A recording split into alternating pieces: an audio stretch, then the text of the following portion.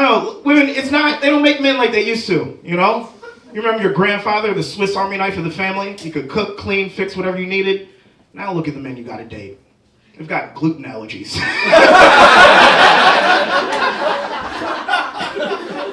You're depending on the man next to you to protect you, and he can die from weight? I mean, how do you respect a man whose arch nemesis is Chef Boyardee? Explain. Do you know what that's like to date a man with gluten allergies? You're sitting at the comfort of your home, feeling safe. You hear the knock at the door. Your boyfriend goes, "We should check that out together." Now you're stuck in this Scooby-Doo ass relationship, hoping whatever man's at the door has the balls to choke you. It's a tough life to be a woman. Unsolicited advice for men. If you want to keep your woman, if you want to keep a good girl, there's two things you need to learn how to do. And that is learn how to cook and eat pussy. Those are the only two things you need to learn how to do. And I'm only saying that because it's kind of hard to argue when both your mouths are full. You understand? I don't know why I locked eyes with you, but I felt like that was something you needed to hear. He's not doing it, and it's okay. You can move on. Okay. I do like my girlfriend. I don't want you guys to think I don't. I want to get to the point in our relationship where we communicate through a series of grunts. You understand? It would make me feel better as a man. This isn't resonating. I'll move on. I like football. Really big football guy. Love football. Huge football guy. I played football all my life.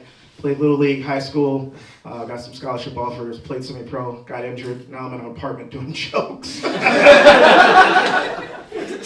Now I just settle on being a fan. Now I'm just a fan of football. I like to play fantasy football. I don't know if anybody knows what that is. But that's when you take real life players, put on an imaginary team, and you bet your mortgage. That's the only way to play a game like an adult. Last year I had a really good team. I had Tua, I had Christian McCaffrey, I had Tyreek Hill. I had the Ravens defense. I'm from Baltimore originally. Shout out to them. We got Lamar Jackson. Action Jackson, that's my guy. That's my dog. He replaced Joe Flacco. White dude, average. Y'all get it. Flacco did take us to the Super Bowl. It was the Ravens against the 49ers. Harbaugh against Harbaugh. Father had to choose who he loved at the end. It was really emotional. Real quick, before I move on. Is any woman in here that's remotely still paying attention? Sometimes that's what it's like when my girlfriend tells a story. So...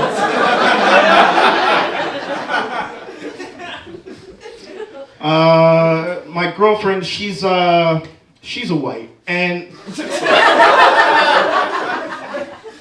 so was the last one, but my grandma was still alive, so I had to keep that bitch a secret. You understand?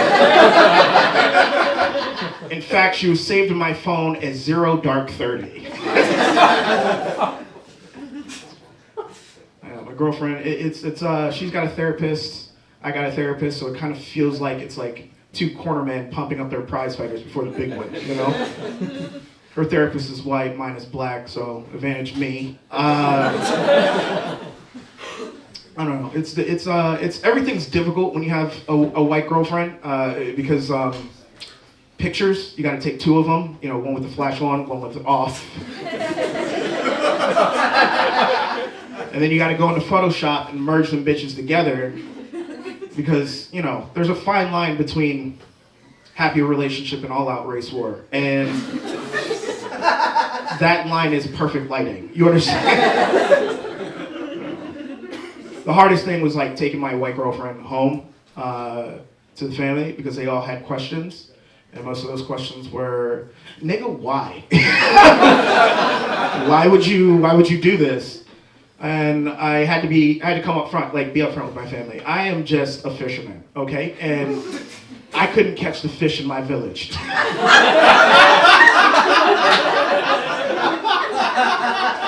So I was either gonna starve or survive. So I built me a raft to get to the next village over to catch some of those fish. And that's not to say on my way back home, if one of those fish hopped up in my boat, that I still wouldn't try to fuck it. You understand? I love black women. I love them a lot. I had a crush on Rashida in the 5th grade, and then she told me I had no neck, so. And then 2 months later, blue-eyed, blonde-haired Samantha told me I had a cute smile, and I have been cosplaying Save the Last Dance ever since. So. Anyway, I brought all that up just to say that Planet of the Apes is coming out. If you don't know, the premise of Planet of the Apes is that basically an apocalyptic future happens and only white people survive, and the rest are just these dumb black-ass apes. And in this new movie that's coming out, the blonde-haired, blue-eyed white girl is the one that they're trying to save, and it's the big, dumb black ape that's like, I'm gonna hang out with whoever I want to hang out with. And that feels kind of like a metaphor. You understand?